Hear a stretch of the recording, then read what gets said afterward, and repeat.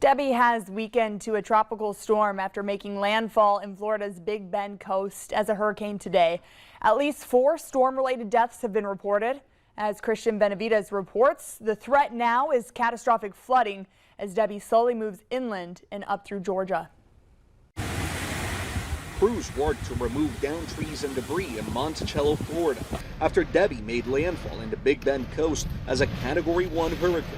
We're really amazed that the water hadn't came over the seawall again so far.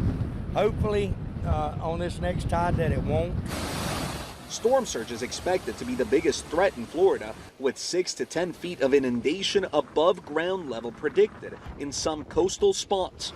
Rescue boats were out in Sarasota, which has already received 10 to 12 inches of rain. Tragically, a 13-year-old boy died when the storm toppled a tree onto his family's home in Levy County.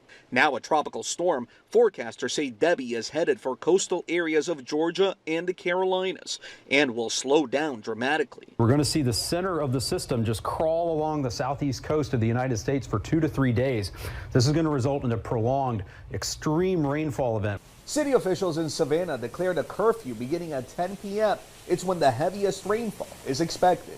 That's what the purpose for the curfew is, to get folks out of the way of what you've never seen before. Savannah residents loaded up sandbags, preparing for what officials are calling historic and unprecedented levels of water. How are you feeling? I'd rather not be here right now, but what are you going to do? Melanie Smith got a helping hand from Sean Gardner. I'm originally from the Bahamas, so we know about storms, really. With a predicted 30 inches of rain in 3 days, Debby could pack a prolonged punch. Christian Benavides, CBS News, Savannah, Georgia. According to PowerOutage.com, more than 350,000 people are in the dark in Florida and Georgia.